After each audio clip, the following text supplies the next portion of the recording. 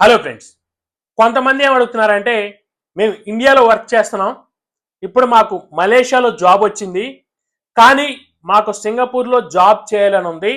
So ఎలా job set చేసుకోవాలి సింగపూర్లో అని అడుగుతున్నారు. సో మీరు ఇండియాలో వర్క్ చేస్తా మీకు మలేషియాలో జాబ్ వచ్చినట్లయితే మీకు శాలరీ అనేది ఇండియాలో కంటే మలేషియాలో ఎక్కువ ఇస్తుంటే మీరు మలేషియా షిఫ్ట్ అవ్వండి. ఫస్ట్ షిఫ్ట్ అయిన తర్వాత అక్కడ ఒక 1 ఇయర్ జాబ్ చేయండి.